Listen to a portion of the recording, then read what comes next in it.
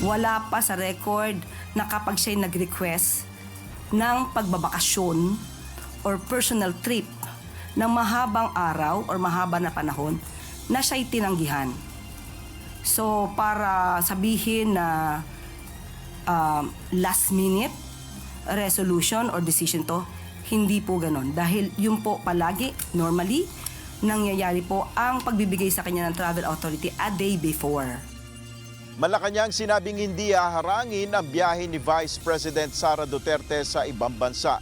Last-minute issuance ng Travel Authority, pinabulaanan. Mababa lang ang threshold. Probable cause lang ang hinahanap. At ang description ng probable cause, justification lang to proceed to trial. So, with this as my guide, no? The strength of evidence has surpassed already the threshold. Ebidensyang inilatag laban kay Vice President Sara Duterte. Humigit pa sa inaasahan sa pagtukoy ng probable cause ayon kay Justice Committee Chairperson Representative Jervy Luistro. Vice-Presidente hinimok na humarap na sa pagdinig. Lalampas po dyan, hindi na po namin kaya sapagkat yun po ay amin na pong nire-reserve. In fact, ang buong 2027 dapat ay atin pong nire-reserve na para sa paghahanda sa napaka-importanteng national and local election ng 2028. Pagsasagawa ng barangay at sangguniang kabataan elections, posible pang mapaghandaan kung gagawin bago matapos ang Mayo ng susunod na taon. Postponement magpapalobo pa ng gastos ayon sa Commission on Elections. Yung mismong mga community doon, sila yung nagsabi, yung presence ng mga armado na yan. Kaya nag-conduct ng security operations yung tropa ng 79th Infantry Division at sinunod natin lahat, gaya ng mga lumalabas ngayon, sinunod ng Philippine Army ang rules of engagement. Philippine Army naninindigang walang nilabag na karapatang pangtao sa nangyaring engkwentro sa Toboso Negros Occidental. Dahil may advisory ang ating Food Drug Administration Office na ito ay walang assurance kasi ito ay not registered sa kanila, so ito po ay pinagbabawal. So kailangan natin na aksyonan ito kasi ito ay para sa kalusugan ng ating taong bayan. So ito nga ay dahil hindi ito properly examined or registered sa FDA, so this will possibly cause injury and bad effects sa kalusugan ng tao. Isang lalaki sa Cagayan arestado dahil sa pagbebenta ng unregistered na gamot online. Publiko, pinag-iingat sa pagbili ng mga gamot na hindi rehistrado ng Food and Drugs Administration.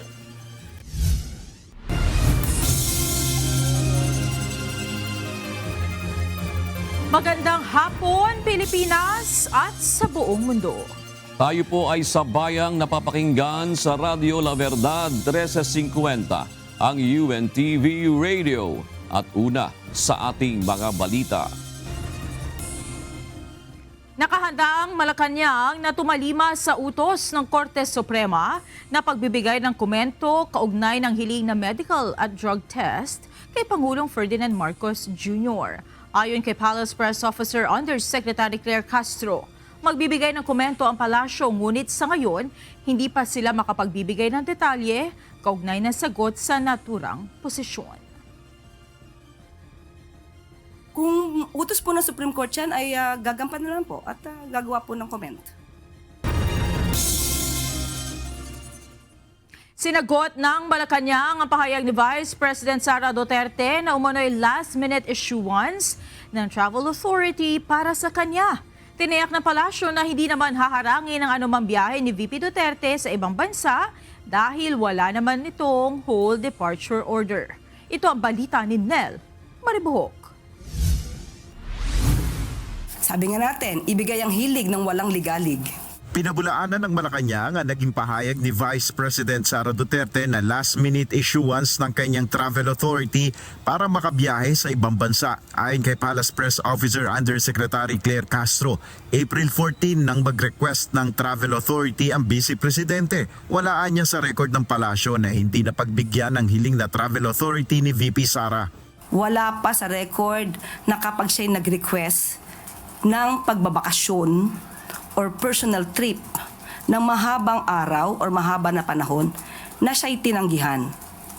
So, para sabihin na last minute resolution or decision to, hindi po ganon. Dahil yun po palagi, normally, nangyayari po ang pagbibigay sa kanya ng travel authority a day before. We usually expedite the processing of the travel request. What matters most now, no? Bakit nagbago ang isipan ni Pangulo or rather ni dating ni Vice Presidente? What made her change her mind is the 6.7 billion question. Sa pahayag ni VP Duterte, dahil sa last-minute issuance ng Travel Authority, nabago ang kanyang plano sa pag-alis ng bansa dahil sa kawalan ng kasiguraduhan na siya ay papayagang makaalis. Pero hihilingin ulit niya ang katulad na dokumento. Hiling rin ni VP Sara sa Office of the President, tiyaking confidential ang mga dokumento na kanyang isinusumite na makatutulong sa paglalatag ng seguridad. Ukol sa hiling na confidentiality ni VP Sara sa kanyang travel details, sagot ng palasyo, Siya po ay isang public servant. Hindi po siya pribado. Hindi po maitatago ang mga bagay-bagay na nais niyang itago. May mga bagay na dapat nalalaman ng publiko dahil siya isang public servant. Ayon pa sa Malacanang, sakaling humiling muli ng Travel Authority ang Vice Presidente, hindi naman nila ito haharangin dahil wala namang umiiral na hold departure order laban kay VP Sara. Hindi naman po natin pipigilan ang Vice Presidente sa kanyang paglalakbay. At maliban lamang siguro kung merong ilbo or merong precautionary hold departure order, tingnan din natin kung ano ang kanyang magiging reaksyon kapag siya ay na-issue na ganyan. Del Maribuhok, UNTV News and Rescue, Diyos ang aming sandigan, serbisyo publiko ang aming pinahalagahan. Iginiit ni Vice President Sara Duterte na nakadeklara sa kanyang Statement of Assets, Liabilities and Net Worth o SALN ang lahat ng kanyang ari-arian at pera. Sa pinakabagong pahayag ng pangalawang Pangulo, iginiit din niya na paulit-ulit lamang ang inilalakong istorya ni dating Senador Antonio Trillanes IV sa umano'y bilyong pisong bank accounts. Tinukoy din ni VP Sara na naniniwala siyang ang nasa likod ng lahat ng ito ay ang mismong Pangulo, ang mga miyembro ng House of Representatives, Commission on Audit at mga bagong opisyal ng Anti-Money Laundering Council.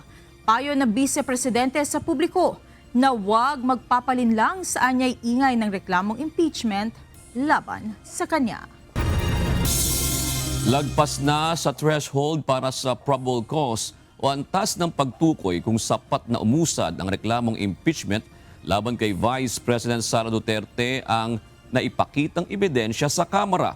Ito ang paniniwala ni House Committee on Justice Chairperson at Batangas 2nd District Representative Jervil Luistro. Ito ang balita ni Rosalie Coz. Mababa lang ang threshold. Probable cause lang ang hinahanap. At ang description ng probable cause, justification lang to proceed to trial. So, with this as my guide, no? The strength of evidence has surpassed already the threshold. Inihayag ni House Justice Committee Chairperson at Batangas 2nd District Representative Jervil Luistro na naniniwala ang mayorya ng panel members na may probable cause o sapat na batayan para umusad ang proseso ng impeachment laban kay Vice President Sara Duterte. Ito ay matapos iulat ng Anti-Money Laundering Council o AMLAC sa pagdinig kahapon ang bilyong-bilyong pisong halaga ng covered transaction reports at suspicious transaction reports sa bank accounts na iniuugnay kina Vice President Duterte at asawa nitong si Attorney Man Scarpio. Bukod pa ito sa pinunang kawalang deklarasyon sa Statements of Assets, Liabilities and Net Worth o SALNs ni VP Duterte mula 2019 hanggang 2024 ng perang hawak o deposito sa bangko ng mag-asawa. Paniniwala ni Representative Luistro dahil sa mga ebidensyang ito, lagpas na sa threshold o kinakailangang batayan para ma-impeach si VP Sara sa aligasyong hindi maipaliwanag na yaman at pagpalyang ideklara ang lahat ng ari-arian sa SALNs. Bukod pa ito sa issue ng maling paggamit ng confidential funds. This is my take, in my personal capacity, not as Justice Chair. After all, I do not vote. Tingin ko, baka nga nalampasan pa with the weight of evidence that were presented in yesterday's hearing. Posible namang pagbotohan na ng House Justice Committee kung may probable cause ba o wala sa mga reklamong impeachment laban kay VP Duterte sa April 29 o sa susunod na Miyerkules. Pero mauuna munang resolbahin ng komite kung bubuksan o hindi ang kahon ng Bureau of Internal Revenue na naglalaman ng tax records ni na VP Duterte at asawang si Carpio. Susunod ang pagdinig sa aligasyong matinding pagbabanta ni VP Duterte sa buhay ni na Pangulong Ferdinand Marcos Jr., First Lady Lisa Araneta Marcos at dating House Speaker later Representative Martin Romualdez. So if there will be no changes as to the inclination of the majority members of the Justice Committee, yes, we will probably vote by the end of the hearing on April 29. Samantala, hinimok naman ng House Justice Panel member na si Bicol Saro Party List Representative Terry Ridon si Vice President Sara Duterte na sa impeachment proceeding na magpaliwanag. Kasunod ito ng inilabas na pahayag ng pangalawang Pangulo na tila may pasaring sa Commission on Audit at Anti-Money Laundering Council. Ayon sa Vice Presidente, tila timing sa political attacks ang issuances ng COA samantalang ang mga bagong AMLAC official naman ay nananatili umanong tahimik at hindi nagbibigay linaw kung meron bang findings ng mga paglabag sa anti-money laundering laws at bilyong piso sa mga bank account. Alam po ninyo, magnanakaw na huli din po sa dokumento. Sa impeachment proceeding mo siya magpaliwanag. Tingin ko yun po yung pinakamahalaga nun. Rosa Licoz, UNTV News and Rescue. Diyos ang aming sandigan, serbisyo publiko ang aming pinahahalagahan. Nanindigan ang defense team ni Vice President Sara Duterte na handa nilang pabulaanan o depensahan ang mga aligasyong inilalatag sa pagdinig ng House Committee on Justice. Ngunit muling binigyan diin ng kampo ng pangalawang Pangulo na hindi pa rin nila kinikilala ang jurisdiksyon ng Kamara sa pagsagawa ng nasabing trial. Ito ang balita ni Jed Neresina. I think nakikita naman natin sa mga posts na the way the AMLAC numbers are presented, aggregate kasi yan. Ibig sabihin, lahat ng withdrawals mo, lahat ng deposits mo pagdating sa inflow and outflow, pinagsama-sama.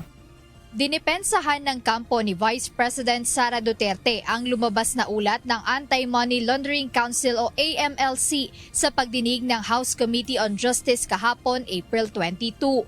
Ayon kay Attorney Michael Powa, isa sa mga abogado ng pangalawang Pangulo sa impeachment case, nakalilito ang paraan ng paglalahad sa mga transaction kaya nagmumukhang bloated o napakalaki ng halagang pinag-uusapan. Dagdag ni Attorney Powa, ang numerong inilabas ng AMLC ay isang aggregate o kabuuan ng lahat ng pumasok at lumabas na pera. Kailangan aniyang maunawaan ng publiko kung bakit umabot sa bilyon ang halaga sa ulat kahit hindi ito ang aktwal na balanse sa bangko.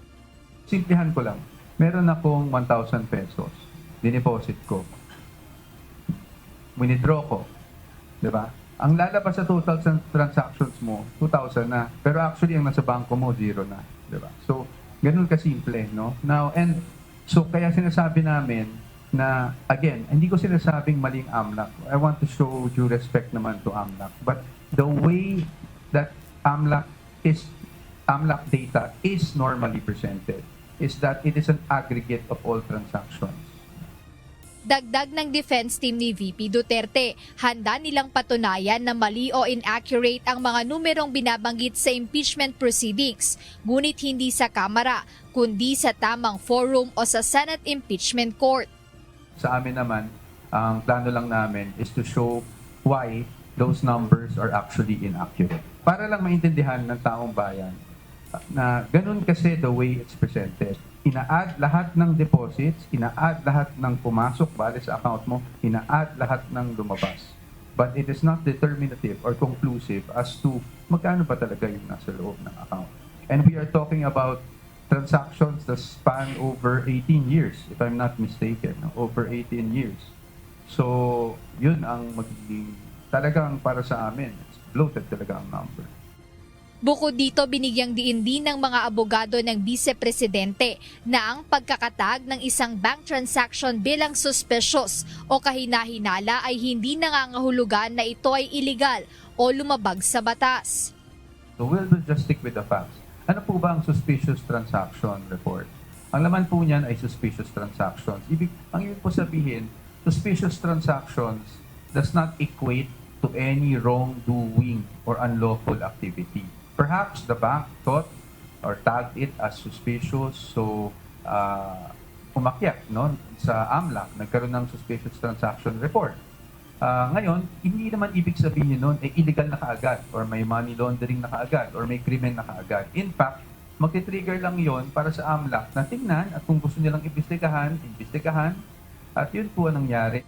Sa kabila ng pagpapatuloy ng impeachment proceedings sa Kamara, nanindigan ang kampo ni Vice President Duterte na patuloy nilang kukwestiyonin sa Korte Suprema ang legalidad ng mga kasalukuyang proseso ng mga kongresista. Sa ngayon, ayon sa defense team ni VP Duterte, nananatiling business as usual ang pangalawang Pangulo habang sila ay nag-aantay lang din sa mga susunod na hakbang ng Kamara kaugnay ng impeachment complaint. Jedne Resina, UNTV News and Rescue. Diyos ang aming sandigan, serbisyo publiko ang aming pinahahalagahan. Hindi apektado si Pangulong Ferdinand Marcos Jr.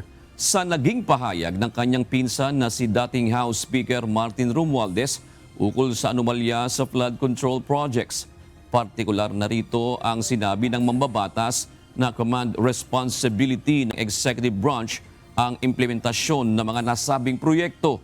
Ayon sa palasyo, mismong ang Pangulo na nga ang nagpaimbestiga sa anomalya at tiniyak na walang mangyayaring cover-up sa investigasyon.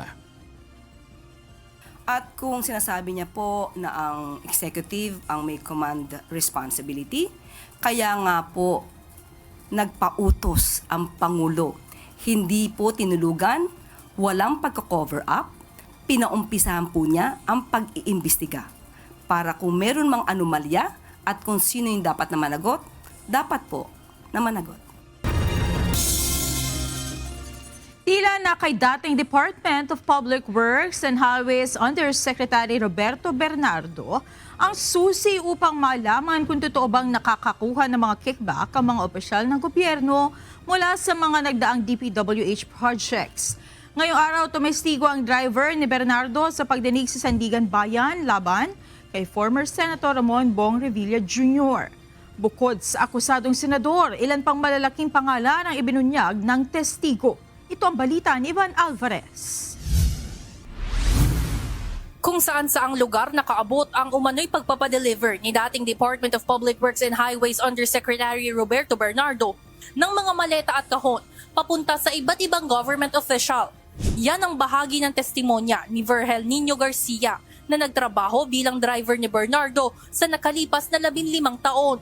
Iniharap siya bilang testigo sa bail petition ni na dating Senador Ramon Bong Revilla Jr. at mga kapwa-akusado sa kasong malversation.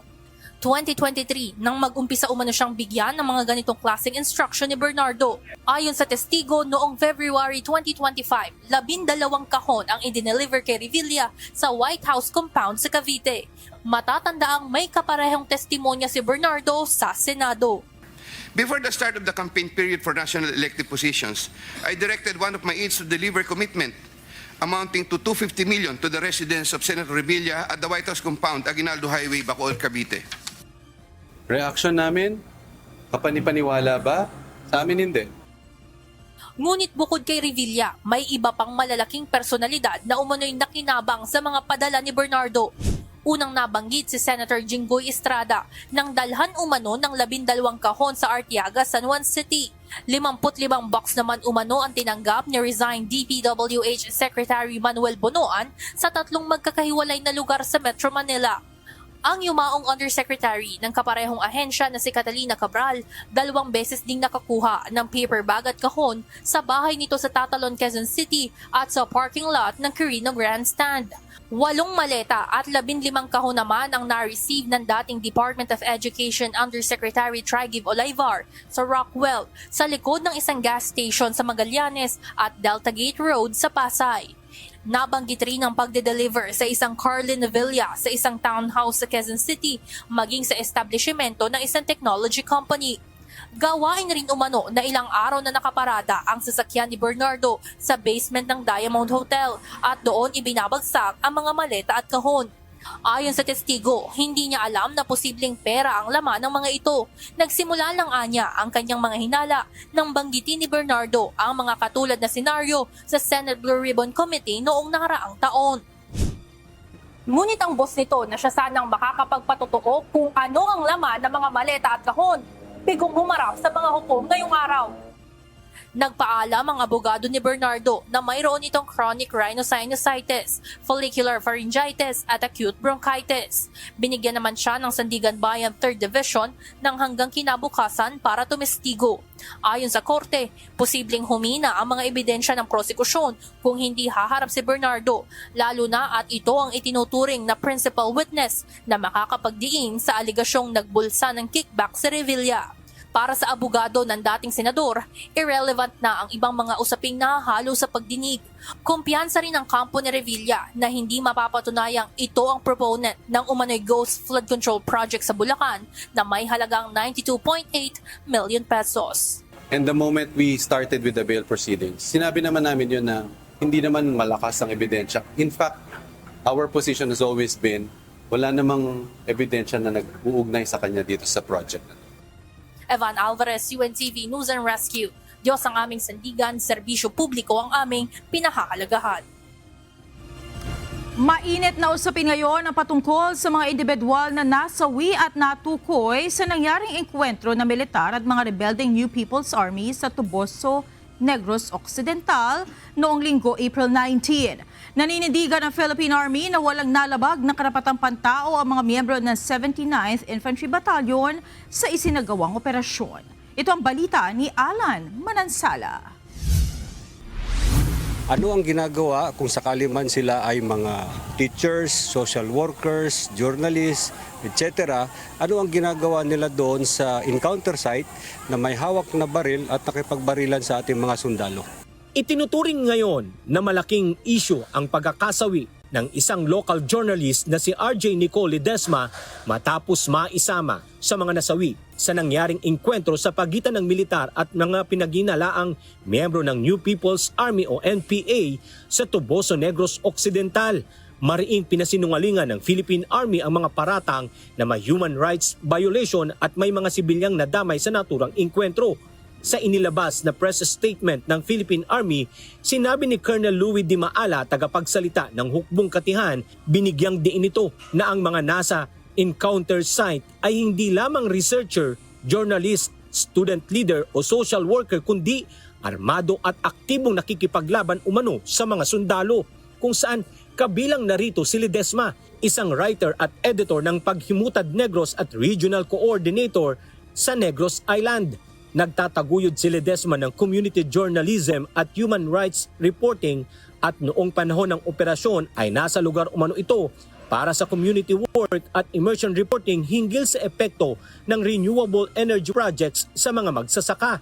Giit ng Alter Media, wala si Ledesma sa unang clash site sa Sitio Sinugmawan kundi sa hiwalay na peasant community sa Sitio Plariding kung saan siya umano inatake habang isinasagawa ang military pursuit operation. Ayon naman kay Colonel Di Maala, Mahalagang tanungin kung bakit nasa mismong encounter site ang mga ito habang may dalang baril at nasasangkot sa armadong tunggalian dahil hindi umano ito basta detalyeng maaaring isang tabi. Ganito rin ang naging pahayag ni Defense Secretary Gilbert Teodoro. Bakit kasama ng NPA? Oh, yun ang dapat itanong sa kanila. Dapat nga eh. At kung nandun yung estudyante, hindi man combatant, obstruction of justice or aiding and abetting yon. So kasama din yun. Dagdag pa nito, nananatiling profesional ang mga tropa ng 79th Infantry Battalion at mahigpit na sumusunod sa international humanitarian law at paggalang sa karapatang pangtao sa kabila ng operasyon. Iginiit din ng Philippine Army na ang mga aligasyon ng human rights violation ay dapat dumaan sa tamang legal at institusyonal na proseso at hindi sa paghuhusga sa social media lamang. Nauna nang inihayag ng hukbong katihan na 19 na pinaghihinalaang miyembro ng NPA ang nasawi sa magkakasunod na engkwentro sa barangay Salamanca, Toboso, Negros Occidental. Yung mismong mga community doon, sila yung nagsabi, yung presence ng mga armado na yun. Kaya nag-conduct ng security operations yung tropa ng 79th Infantry Division at sinunod natin lahat, gaya ng mga lumalabas ngayon, sinunod ng Philippine Army ang rules of engagement. Kabilang din sa iniulat na nasawi ang isang student leader na si Alicia Alano at faculty member na si Maureen Santoyo mula umano sa University of the Philippines, Diliman. Alan Manansala, UNTV News and Rescue. Diyos ang aming sandigan, serbisyo publiko ang aming pinahahalagahan. Desmayado naman si Defense Secretary Gilberto Teodoro Jr. sa inasal ng ilang estudyante sa isang universidad sa Maynila laban sa mga sundalo ng pamahalaan. Ang mga sundalo ay nagsasagawa ng exhibit kasabay na pagdiriwang ng anibersaryo ng Philippine Air Force. Ayon sa kalihim, nararapat lamang na disiplinahin ng universidad ang mga sangkot na estudyante upang hindi masira ang kredibilidad ng institusyon. Ito ang balita ni Ryan Nacanlale. You are not all welcome in academic spaces because you are the #1 human rights violator. Sinugod ng mga estudyanteng ito ang mga kawani ng Philippine Air Force na naimbitahan sa isang universidad sa Maynila na nagsasagawa ng exhibit. Giit nila na mga sibilyan at estudyante umano ang target ng mga sundalo, gaya ng nangyaring engkwentro sa Mindoro noong Enero. Nasawi sa nasabing engkwentro ang isang estudyante ng isang pamantasan sa Maynila na kasama ng mga rebelde. Sa nasabing engkwentro din nasagip ang isang US citizen na si Chantal Anicoche. Sinubukan silang paliwanagan ng uniform personnel pero hindi nila tinatanggap ang paliwanag. Sa isang bahagi ng video, sumisigaw na ang mga estudyante. Sinubukan din silang pigilan ng mga gwardya ng paaralan.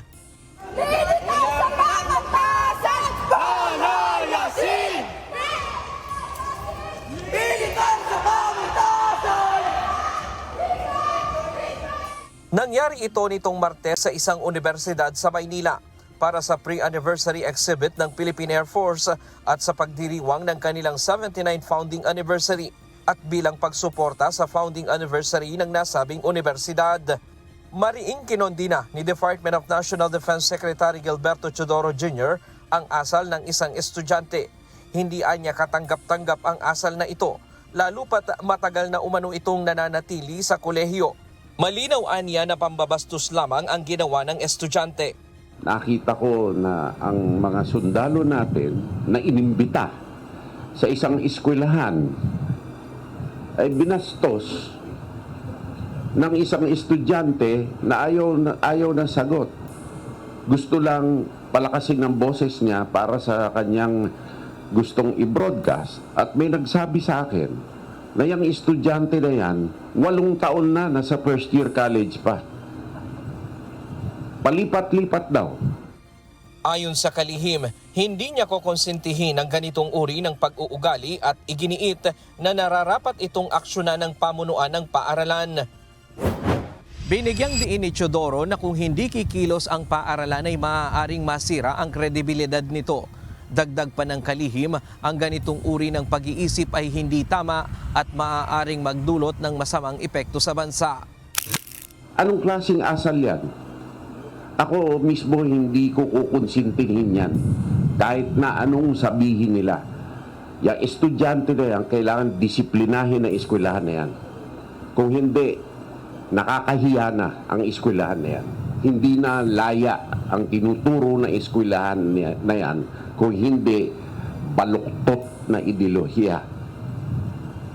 At yung ganyang pag-iisip, yan ang magsasanhi, magiging dahilan ng pagkakawawa ng Pilipinas, paurong na takbo ng Pilipinas, pagkawalan ng dignidad ng sarili nating bansa. Sa ngayon, wala pang ibinibigay na pahayag ang nasabing universidad. Ryan Lacanlale, UNTV News and Rescue. Diyos ang aming sandigan, serbisyo publiko ang aming pinahahalagahan. Hindi mapipigilan ng posibleng reset ng relasyon sa China ang pagsusulong ng Pilipinas ng defense partnership sa ibang mga bansa. Ito ang pagtiyak ni Defense Secretary Gilberto Teodoro Jr. sa isang panayam ngayong araw. Kasunod ito ng pahayag ni Pangulong Ferdinand Marcos Jr. kamakailan na posibleng magkaroon ng joint exploration ng langis ang Pilipinas sa China bilang tugon sa pagtaas sa presyo ng langis sa pandaigdigang merkado. Ipinaliwanag ng Department of Energy na walang nakalaang subsidiya ang gobyerno sakaling tumaas ang halaga ng jet fuel.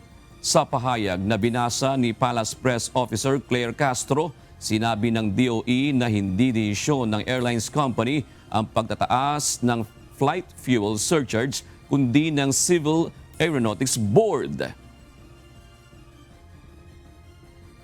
No existing government subsidy on aviation fuel and the allowable aviation fuel surcharge is set by the Civil Aeronautics Board, not by airlines themselves. So, yun lang po muna ang kanilang mensahe. Simula April 16 hanggang 30, itinaas sa level 19 ang flight fuel surcharge na pinakamataas sa kasaysayan. Dahil dito, posibleng mas mataas na pamasahe sa eroplano ang haharapin ng mga pasahero. Narito naman ang mga balita sa iba't ibang panig ng mundo. Ihahatid ng ating global correspondent na si Amiel Pascual na nasa Dolu, Taiwan.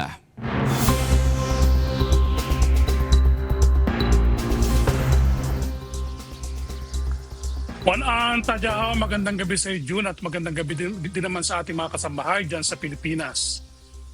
Isa na namang opisyal ng US military ang umalis sa pwesto batay sa anunsyo ni Pentagon spokesman Sean Parnell. Ayon sa opisyal, effective immediately at papalitan na sa pwesto si US Navy Secretary John Phelan itong Miyerkules, April 22 oras sa Amerika. Nagpapasalamat naman ang Pentagon sa serbisyo ni Phelan sa US Navy.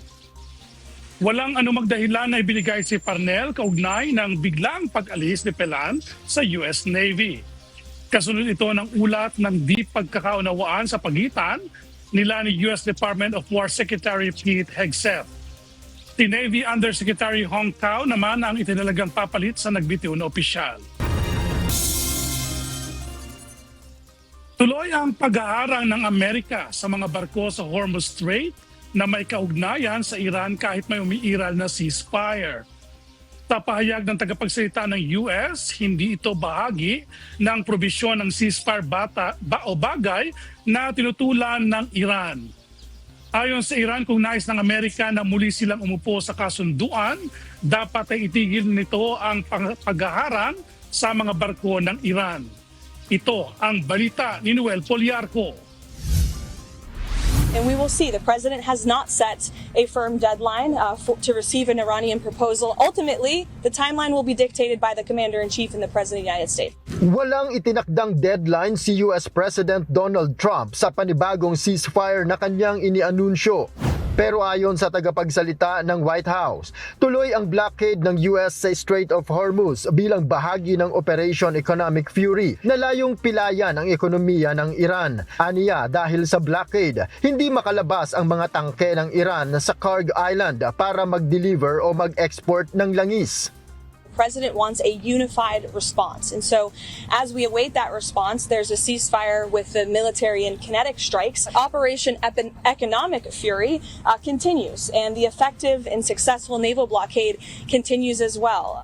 Ayon naman kay Iranian Parliament Speaker Mohammad Bagher Ghalibaf, walang halaga o kahulugan ng ceasefire kung patuloy naman itong nalalabag gaya ng blockade na ginagawa ng US. Sinabi rin ni Iranian President Masoud Pezeshkian na nakahanda naman sana silang makipagkasundo. Ang tanging hadlang lang ay ang mga pagbabanta at paghaharang sa panig ng Amerika at ang mga pabago-bago nitong mensahe na patunay ng hindi sineryosong intensyon. Kamakailan, hinarang ng US ang dalawang cargo ship ng Iran. Inakyat ng tropa ng Amerika ang MT Tiffany at sinailalim sa kanilang kustodiya. Nito lamang Miyerkules, ipinakita naman ng Iran ang kanilang umano'y kontrol sa Hormuz Strait nang akyatin ang dalawa ring cargo ships, ang Pamana flag MSC Francesca at ang Liberia flag Epaminondas, kapwa dinala ng Islamic Revolutionary Guard sa pantalan ng Iran. Kung matutuloy o hindi ang panibagong round ng peace talks, nakadepende umano ito sa Amerika. Ayon kay Iran Ambassador to the United Nations Amir Said Iravani, kanila nang ipinahayag na makikipag-usap lang sila kung ititigil ng US ang blockade sa Strait of Hormuz, na isang malinaw na paglabag sa ceasefire na ang Amerika rin ang nagtakda. Aniya, sang-ayon naman ang US dito base sa mga mensaheng ipinararating sa kanila. Subalit ang kailangan nila ay aksyon at hindi sabi-sabi lamang. We have received some sign that they are ready to broke it, and as soon as they broke this blockade, I think that the next round of the negotiation will take place in Islamabad. Noel Polyarco, UNTV, News and Rescue, Canada. Diyos ang aming sandigan, serbisyo publiko ang aming pinahahalagahan. Palakasin ng Taiwan government ang produksyon ng locally made drones at long-range missiles kasunod ng tumitinding military pressure mula sa China. Sa isang media tour, ipinakita ng Aerospace Industrial Development Corporation o AIDC ang mga bagong teknolohiya ng Taiwan pagdating sa paggawa ng drones. Mayroon na ring anti-drone system o ang AIDC na may laser capability. Bukod dito, tinutukan din ng AIDC ang paggawa ng aircraft components para mag-supply sa mga manufacturer tulad ng Boeing, Airbus at Bombardier. Ayon sa ulat, inaasang aabot sa 949 billion Taiwan dollars o katumbas ng 30 billion US dollars ang defense budget ng Taiwan ngayong taon. Ayon kay President Lai Ching-te, inihaanda ng Taiwan ang air defense capability nito para sa posibleng banta ng pananakop ng mainland China. Iba-ibang disenyo, kulay at hugis at laki ng mga saranggolang tampok sa isang Festival of Kites sa Weifang sa Shandong Province, China. Bahagi ito ng ginaganap na International Kite Festival sa lugar na nagsimula pa noong 1984. Ang Weifang ay kilala sa buong mundo bilang Kite Capital of the World dahil sa matagal ng kasaysayan ng mga komunidad dito sa paggawa ng saranggola. Ang nasabing festival ay dinadaluhan ng maraming kite enthusiasts mula sa iba't ibang bansa na isang malaking kontribusyon sa turismo ng bansang China. At yan ang mga balita mula sa iba't ibang panig ng mundo. Mula dito sa Taiwan, ako si Amel Pascual. Magandang gabi, Zaijian. Kinumpirma ng Department of Migrant Workers na 2 overseas Filipino workers ang nasawi matapos ang nangyaring hostage-taking sa Lebanon noong April 15. Samantala, patuloy ang pakikipag-ugnayan ng pamahalaan sa Lebanese authorities para mabigyan ng hustisya ang pagkasawi ng mga ito. Ito ang balita ni Benedict Samson. Is working closely with the Lebanese prosecutor Inaantay lang natin yung findings at resulta ng investigasyon ng Lebanese prosecutor that will lead to, we hope, eventual filing of charges. Nakahandang magsampa ng reklamo ang pamahalaan ng Pilipinas laban sa sangkot sa hostage-taking na ikinasawi ng 2 overseas Filipino workers sa Lebanon. Ayon kay DMW Secretary Hans Leo Kakdak, nangyari ang insidente noong April 15. Hindi naman nasagip ng Lebanese police ang 2 Pilipinong biktima. Yes, it was a hostage-taking incident involving our 2 compatriots. They are 2 domestic workers working in a household. The police were there. Hostage-taking incident did not successfully rescue our 2 compatriots. They were fatally shot. Paglilinaw ni Secretary Kakdak, walang kinalaman ang nangyayaring tensyon sa Middle East sa pagkasawi ng 2 biktima. Kaugnay nito ay dumalaw na rin ang DMW sa pamilya ng biktima na pawang taga Visayas at Mindanao Region. Nagbigay na rin ng financial assistance ang DMW sa mga naulila ng OFW at tiniyak na mabibigyan ng hustisya ang nangyari.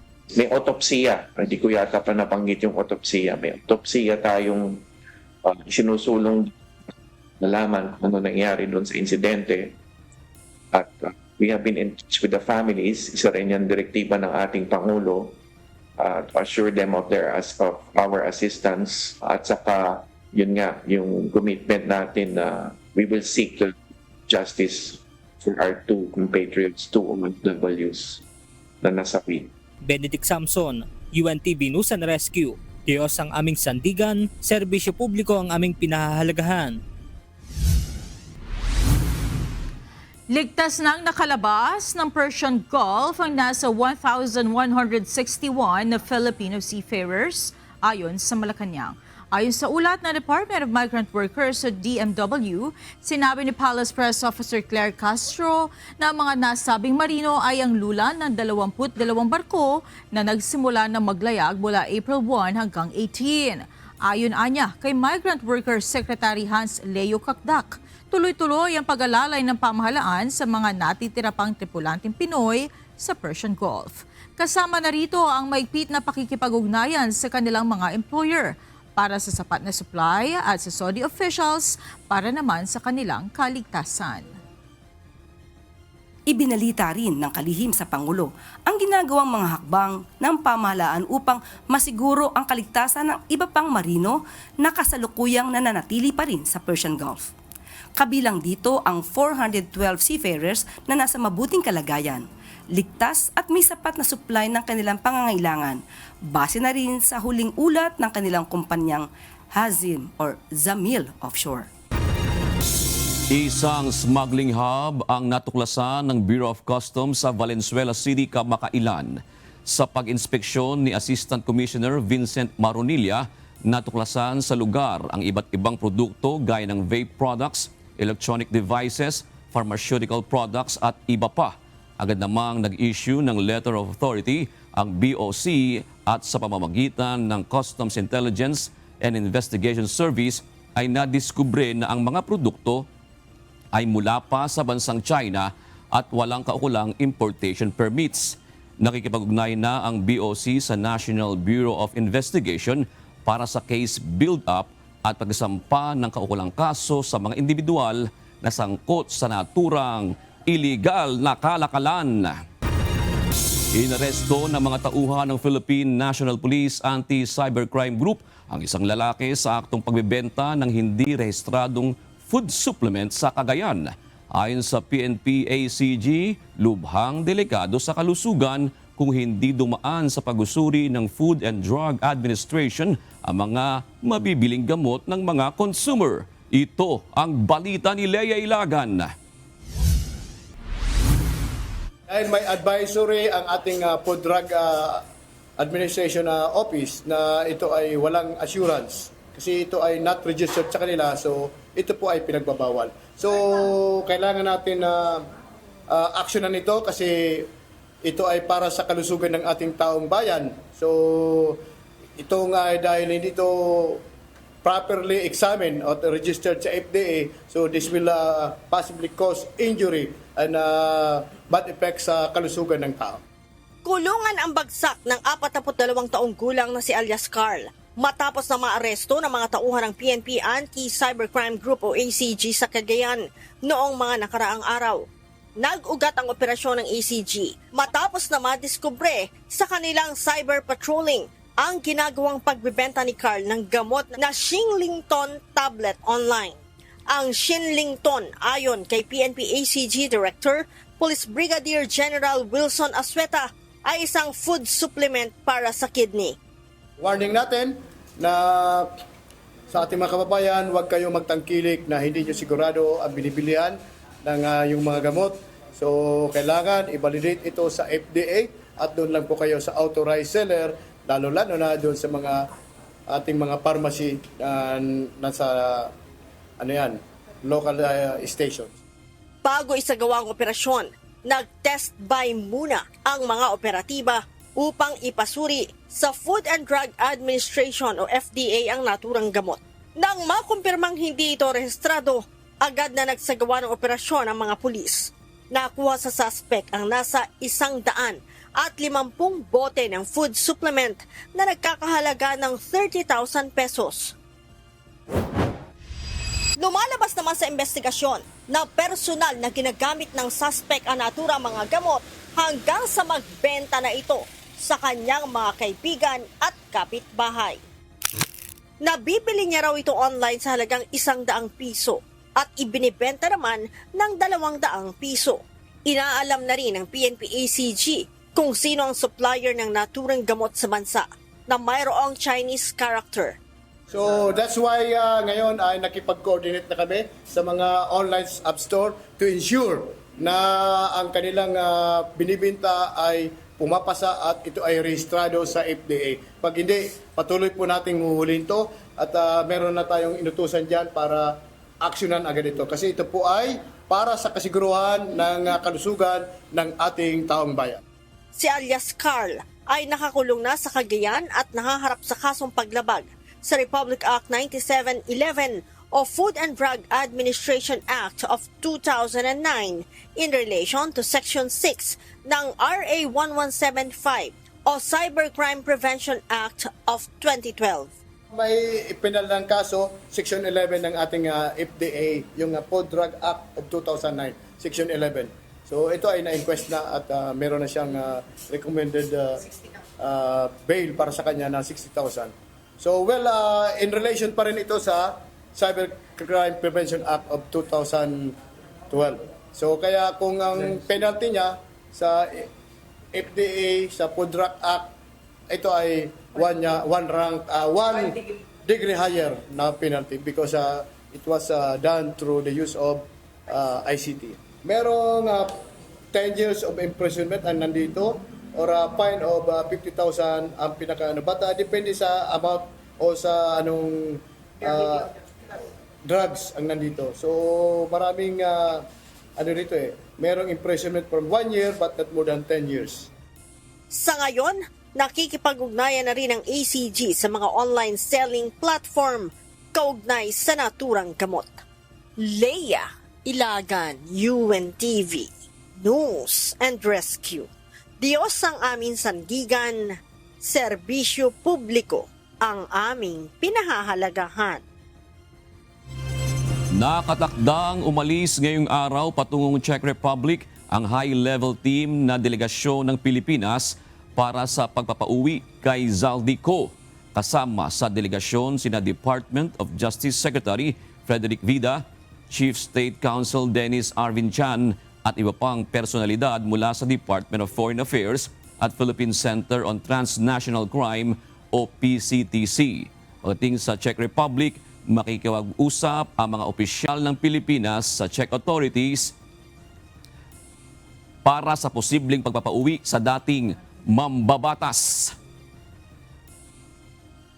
With the understanding that the Philippine government is mindful that this matter involves domestic laws of the Czech Republic, judicial processes, and data privacy regulations of a sovereign state. So we approach this engagement with full respect for Czech legal procedures and with the understanding that the process may require time to complete properly. Tuloy na ang pagharap ni dating Pangulong Rodrigo Duterte sa paglilitis ng International Criminal Court o ICC.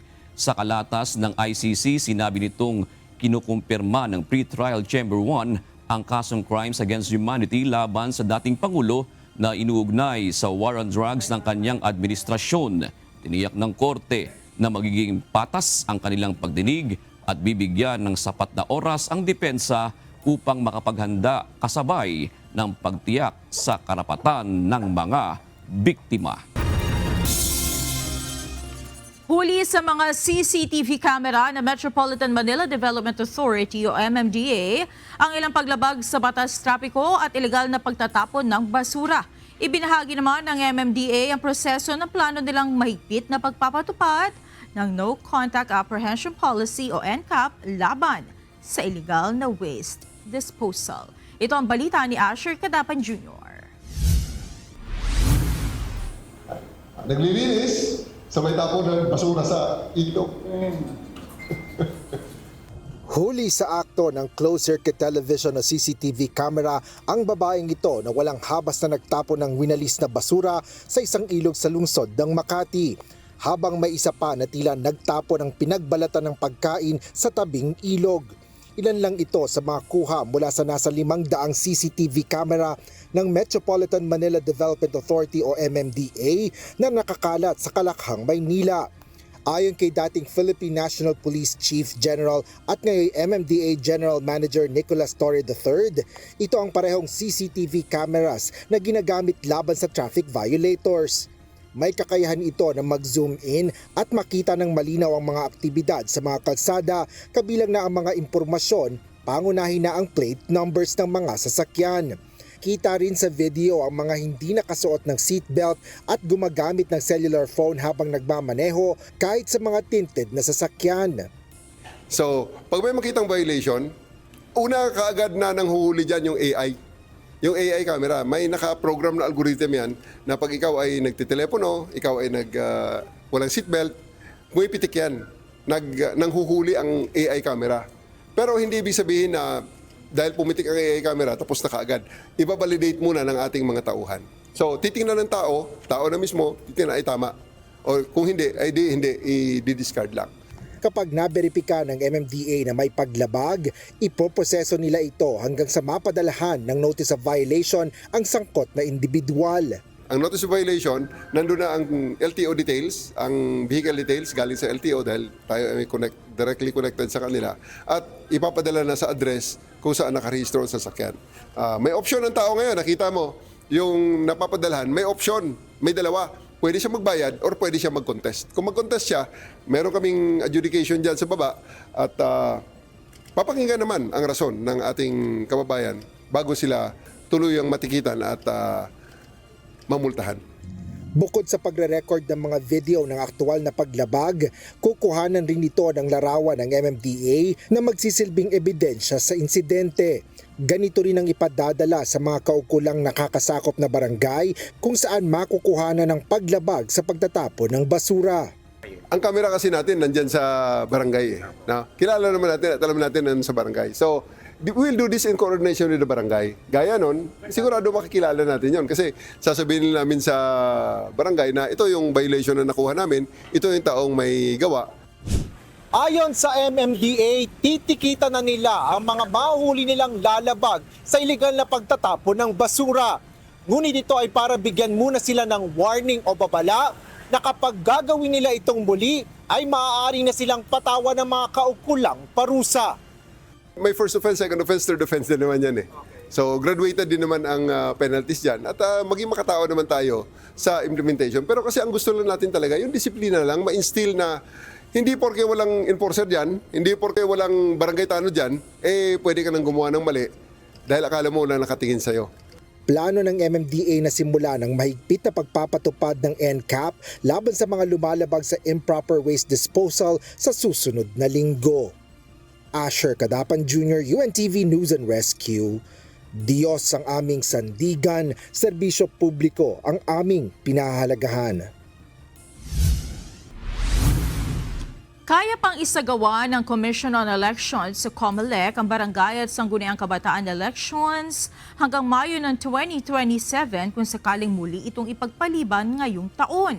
Gayunman, mangangailangan ng komisyon ng hanggang 3 bilyong pisong pondo para rito. Samantala, ayon naman sa grupong Lente, hindi sapat na dahilan ng pagtitipid para ipagpaliban pa ang halalan sa mga barangay. Ito ang balita ni Dante Amento. Kami naman, magbibigay kami ng ating facts, ng ating pong mga posisyon, pero sa bandang huli, sila po ang may huling desisyon tungkol sa bagay na yan. Muling nabuhay ang usapin tungkol sa pagpapaliban ng barangay at sangguniang kabataan elections o BSKE dahil sa nararanasang krisis sa bansa. Ayon kay Commission on Elections o COMELEC Chairman George Erwin Garcia, ang pagpapaliban ng halalan ay isang political decision na nasa kamay ng Kongreso ang pagpapasya. Dagdag pa nito, kapag mapostpone ang BSKE, kaya paanya nila hanggang May 2027 maisagawa ang halalan. Ngunit kung lalagpas dito ay mahihirapan na ang komisyon dahil sa mas malaking halalan o ang 2028 presidential elections. Lalampas po dyan, hindi na po namin kaya sapagkat yun po ay amin na pong nire-reserve. In fact, ang buong 2027 dapat ay atin pong nire-reserve na para sa paghahanda sa napaka-importanteng national and local election ng 2028. Dagdag pa ng COMELEC, may 19 billion pesos na pondo ang BSKE, subalit nagastos na nila ang 8 bilyong piso dito. 80% hanggang 85% na ang antas ng kanilang preparasyon, tapos na ang pag-iimprenta ng mga balota. Paliwanag ng komisyon, bawat pag-reset ng eleksyon ay magdudulot ng 2.5 hanggang 3 billion pesos na dagdag gastusin. Ang halagang ito ay mapupunta halimbawa sa panibagong registration ng mga botante. Pagka po ni-reset, maghihingi po kami ng karagdagan dahil doon sa pagkaka-reset na yan, dahil po pag na-reset, magkakaroon ng dagdag na botante, dagdag na guro, dagdag na presinto, dagdag na mga eleksyong paraphernalia. Samantala, mariing tinutulan ng grupong Legal Network for Truthful Election o Lente ang panukalang BSKE postponement dahil ito ay itinuturing anilang paglabag sa karapatang pantao at taliwas sa naging desisyon ng Supreme Court.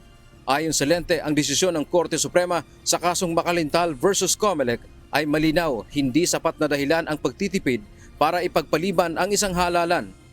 Lagi namang may crisis lagi at lagi may mangyayaring crisis, pero hindi pwedeng lagi ang unang titignan na i-sacrifice ay yung karapatan nating bumoto. Binigyang diin ng grupo na ang karapatang bumoto ay isang pangunahing karapatang pantao na hindi dapat isakripisyo tuwing may krisis. Sinabi na ng ating Supreme Court na hindi pwedeng simpleng dahilan ng pagtitipid ang pagpupostpone ng eleksyon. Kasi kung titingnan natin, ang tinatanggalan natin ng karapatang bumoto tayong lahat kapag pinopostpone lang ng ating Kongreso sa simpleng dahilan na para makatipid. Bagamat may ilang bilyong pisong pondo ang BSKE, marami anyang ibang opsyon ang gobyerno para makatipid gaya ng pagsuri sa pondo para sa flood control projects sa halip na laging ang budget ng halalan ang binabawasan. Kapag na-postpone ang eleksyon, mananatili sa pwesto ang mga kasalukuyang opisyal sa ilalim ng holdover capacity. Nagbabala ang Lente na kung ang mga nakaupo ay hindi mahusay sa kanilang tungkulin, ang mga mamamayan sa barangay ang higit na magdurusa lalo na sa panahon ng krisis. May pangamba rin na kung muling mausog ang BSKE, baka magkaroon ng kalituhan o mawala ang focus ng COMELEC sa paghahanda para sa 2028 national at presidential elections. Kung next year, ma-reschedule ang barangay SK election kasi 6 months ang panukala na gawin siya after 6 months kasi baka tapos na nga daw yung crisis. Ang baka marinig naman natin next year dyan, naku, malapit na ang presidential election, ang 2028 national at local election, hindi dapat mawala ang focus ng ating Commission on Elections. Hindi maging isang paulit-ulit ang pagpapaliban sa karapatan ng taong bayan na pumili ng kanilang mga lokal na pinuno. Sa kasalukuyan, nananawagan ang Lente sa Kongreso na huwag nang gamitin ang pagpapaliban ng halalan bilang solusyon sa krisis, sa halip ay humanap ng ibang paraan upang makatipid ang pamahalaan. Dante Amento, UNTV, News and Rescue. Diyos ang aming sandigan, serbisyo publiko ang aming pinahahalagahan. Pinaigting ng National Capital Region Police Office o NCRPO ang pagbabantay sa mga gasolinahan kasunod na 2 insidente ng gas and run. Ayon kay Police Major Hazel Asilo, tagapagsalita ng NCRPO, nakikipag-ugnayan sila sa mga establishmento para sa maayos na CCTV cameras upang mapabilis ang pagre-report ng mga insidente. Pinalawak din nila ang kanilang police visibility hindi lamang sa mga gasolinahan kung hindi maging sa mga vulnerable business establishments. Kung sakali po ng mga 10 oras ng gabi na usual na nangyari itong dalawang insidenteng ito, palagi po sila maging alerto. Kung hindi naman po ganun karami yung kanilang mga customer, baka po pwedeng dalawa sila na pump attendants, isa pong naggagas at isa din naman pong nagbabantay or nagche-check po nung pagkakakilanlan or yung identity po ng sasakyan, ganun din po yung driver.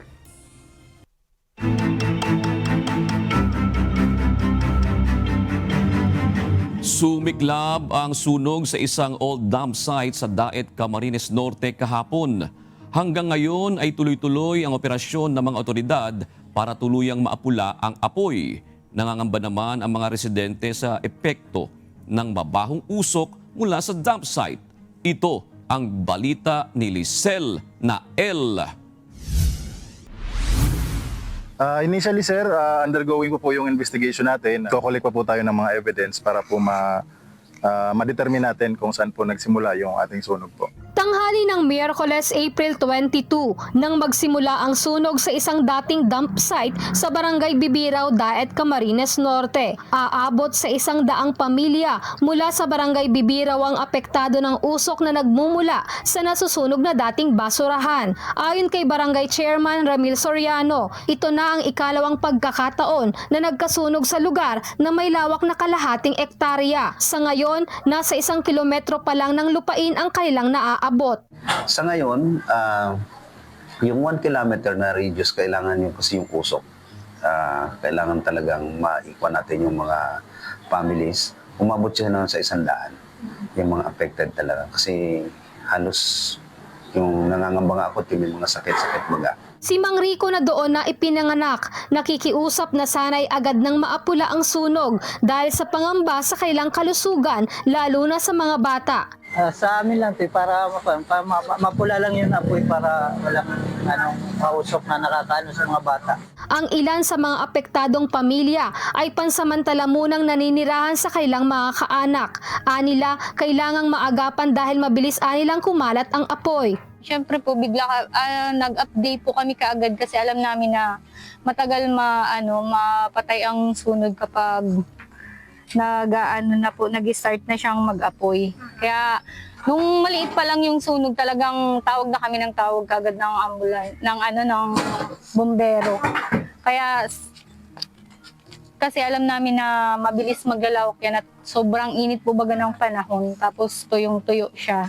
Samantala, nakahanda ng mamahagi ng relief packs ang lokal na pamahalaan ng Daet para sa mga pamilyang apektado. Nagpaalala rin ang mga otoridad sa mga apektadong residente na gawin ang marapat na pag-iingat upang makaiwas sa pagkakasakit bunsod ng usok mula sa dump site.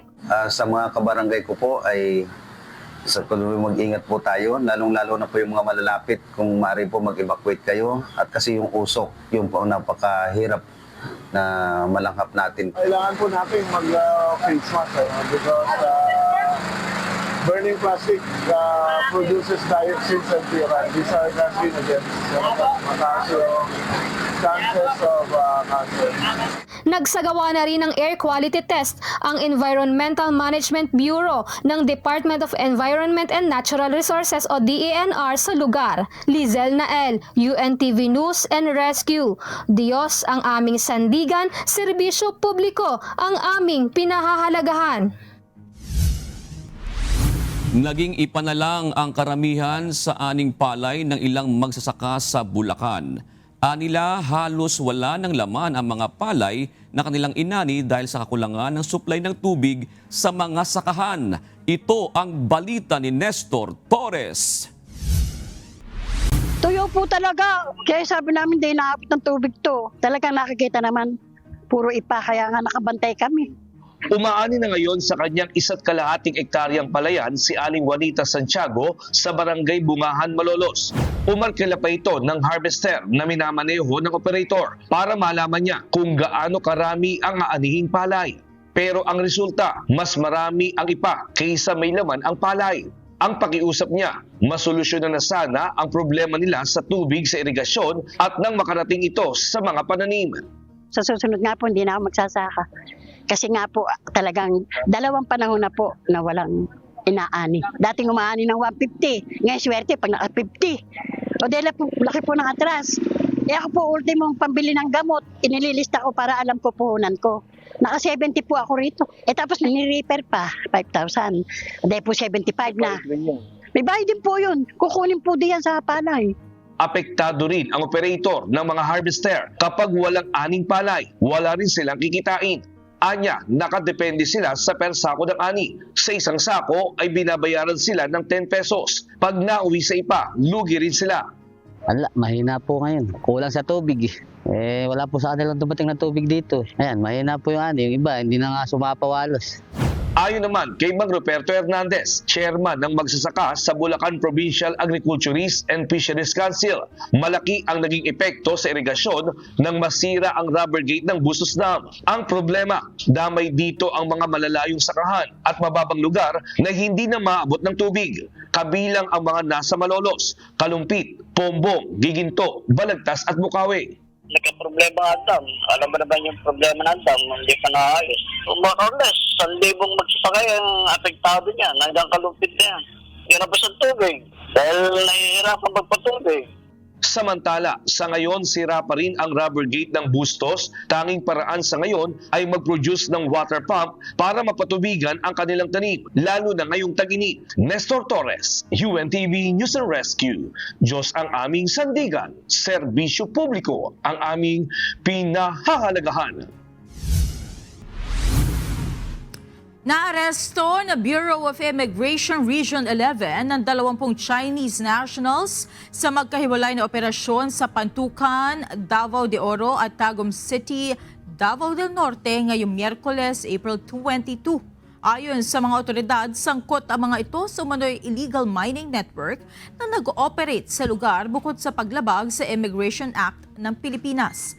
Bukod sa heavy equipment, mga pampasabog at mineral resources, nakuha rin mula sa mga dayuhan ng ilang uniforme ng People's Liberation Army ng China. Ang operasyon ay isinagawa sa pakikipagtulungan ng Philippine Army 10th Infantry Division. Isang Philippine Flying Lemur o kilala sa tawag na kagwang ang namataan ng mga otoridad sa Mount Apo. Samantala, isang lalaking palm civet o musang na na-rescue kamakailan ang naibalik na sa kagubatan sa Zamboanga del Norte. Ito ang balita nila Lane Moreno. Isang Philippine flying lemur o mas kilala sa tawag na kavaa o kagwa ang namataan ng mga otoridad habang nagsasagawa ng biodiversity monitoring activity sa Mount Apo Natural Park kamakailan. Ang Philippine flying lemur ay isang nocturnal species. Ang Philippine flying lemur ay isang nocturnal species na kumakain ng dahon, bulaklak at prutas. Ayon sa Department of Environment and Natural Resources, ang pagpapakita ng mga flying lemur sa lugar ay nagpapatunay na healthy at intact ang forest ecosystem. Ito ay madaling nakakapag-camouflage sa kagubatan kapag may panganib dahil sa kanyang kulay na brown. Sa Zamboanga del Norte, pinakawala na DNR ang isang lalaking juvenile Philippine palm civet o tinatawag na musang o Milo sa kagubatan sa bayan ng Labason. Ang naturang hayop ang na-rescue noong April 19 ng mga bombero sa loob ng kanilang headquarters. Matapos ng pag-alaman na nasa maayos itong kalagayan, ay pinakawalan ito sa kanyang tahanan. Ang Philippine civet ay bawal hulihin dahil protektado ito ng Wildlife Resources Conservation and Protection Act. At sa Boracay naman, sako-sakong mga basura ang nakolekta ng Environment and Natural Resources, katuwa ang mga hotel owners at mga residente. Ito ay nakuha mula sa Bulabog Beach, D-Mall at Angol Beach, kasabay sa pagdiriwang ng Earth Day. Ang cleanup drive sa Boracay ay upang mapanatili ang kagandahan at kalinisan ng world-class beach na dinarayo ng libo-libong turista kada araw na nagiiwan ng maraming mga basura sa tubig at buhangin. Lelaine Moreno, UNTV News and Rescue. Diyos ang aming sandigan, serbisyo publiko ang aming pinahahalagahan.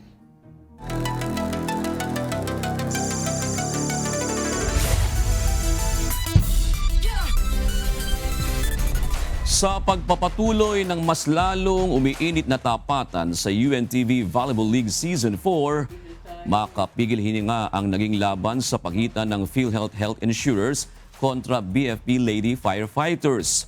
Pero muling pinatunayan ng PhilHealth ang kanilang pagiging undefeated. Samantala, wagi naman sa isang straight sets ang AP Lady Gunner at PNP Lady Patrollers. Ito ang balita ni Mia Alonzo.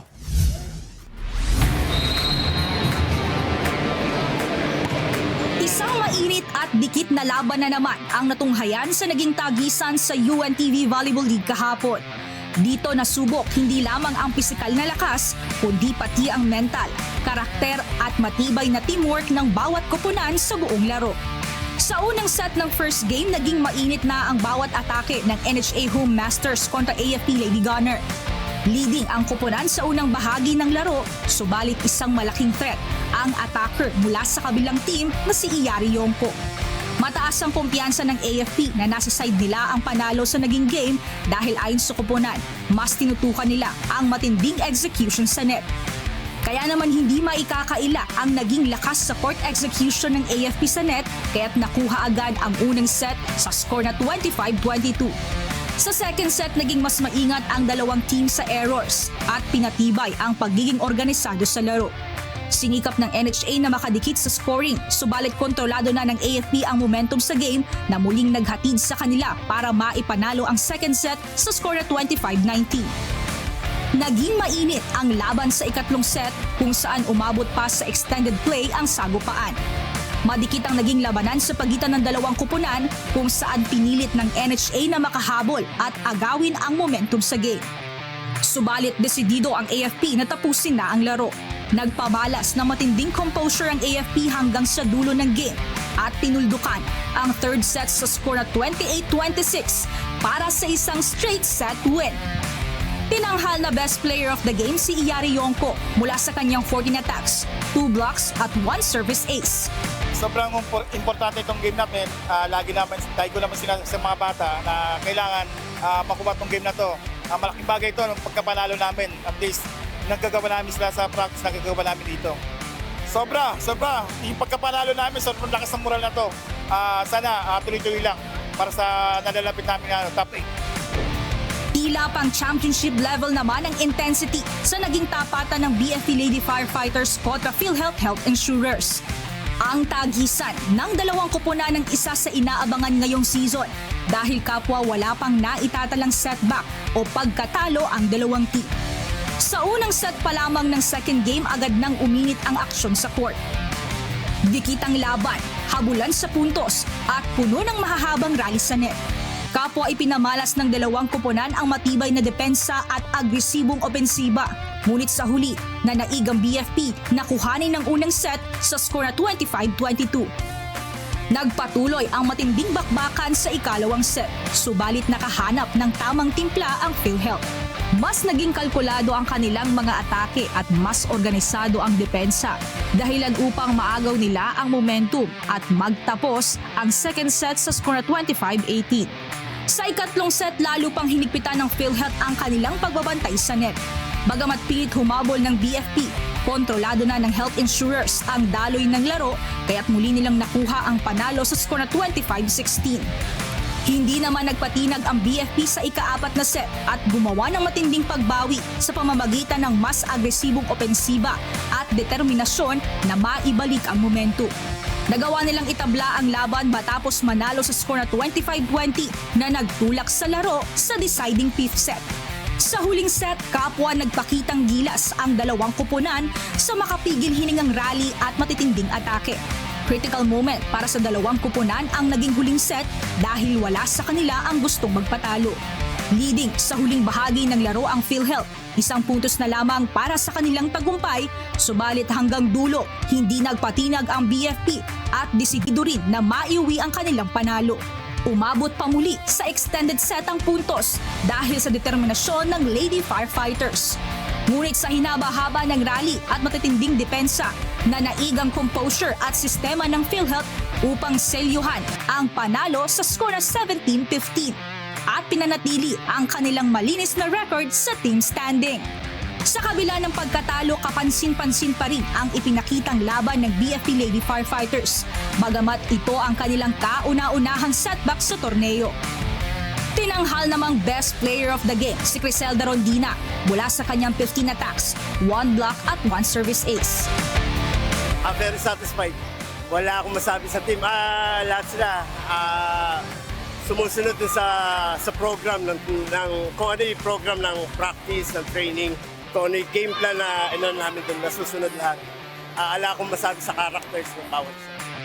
Sa first set naman ng third game sa naging laban ng PNP Lady Patrollers kontra DENR Lawin Spikers, naging madali lamang para sa PNP na dominahin ng DENR. Sa unang sabak pa lamang ng game, nakakondisyon na ang PNP na ma-secure ang kanilang momentum sa laro. Bagamat may potensyal at sistema ang DENR na naig pa rin ang organisadong execution ng PNP at agad na naipanalo ang magkasunod na set sa score na 25-6 at 25-19. Sa third set naman, 1 panalo na lamang para sa PNP upang muling selyuhan ang kanilang panalo sa team standing. Subalit tila nabuhay naman ang kumpiyansa ng DENR na humabol sa laro at pilit na dumikit sa puntos ng PNP. Ngunit sa pagpapatuloy ng game, hindi na binigyan pa ng PNP ng pagkakataon na manalo ang Lawin Spikers. At mabilis na tinuldukan ng laban sa skora 25-19 para sa isang malinis na 3-0 sweep win. Tinanghal namang best player of the game si Jana Artuzuela mula sa kanyang atake na nagresulta ng 9 na puntos. Kaya naman patuloy na abangan ang tumitinding diskarte ng depensa at opensiba ng mga kupunan sa pagpapatuloy ng labanan sa UVL Season 4. Abangan sa April 29 ang muling pagsabak ng bawat ahensya ng pamahalaan sa tagisan ng galing sa volleyball. Sa unang match, magtatagpo ang Comelec Suffragettes kontra MMDA Lady Spikers sa ganap na alas 12 ng tanghali. Susundan ito ng paghaharap ng DFA Emissaries kontra Pag-ibig Fund Lady Smashers ng alas 2 ng hapon. At pagsapit ng alas 4 ng hapon, magtatapat naman sa game ang AFP Lady Gunner kontra BFP Lady Firefighters. Tutukan ang paghaharap ng mga kupunan sa nag-iisang liga ng public servants. Abangan ang exciting volleyball action via live streaming sa Facebook at YouTube channel ng UNTV Sports. Win in sports, win for charity. Mia Alonso, UNTV News and Rescue.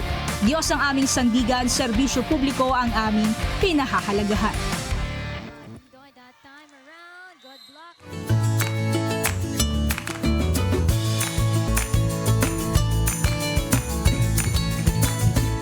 Narito po ang ating mga naging kausi ngayong araw ng Webes. Salamat po at shout out kina Rogel Dionisio, Marialita Catayas at Maximo Torelino. Happy watching din kina Orlando Querante, Larry Oclarino at Kim Johnson.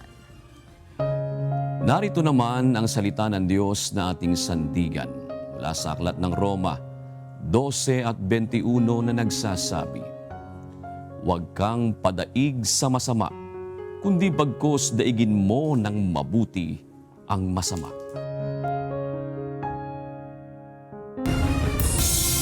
At yan ang naging kabuuan ng ating balitaan ngayong gabi. Aming inilahad ng buong katapatan kung paano namin nasaksihan. Tayo po'y makapagtitiwala na ang aming nakita at narinig ang aming ibinabalita. At dito po sa UNTV, Diyos ang aming sandigan, serbisyo publiko ang aming pinahahalagahan. Magandang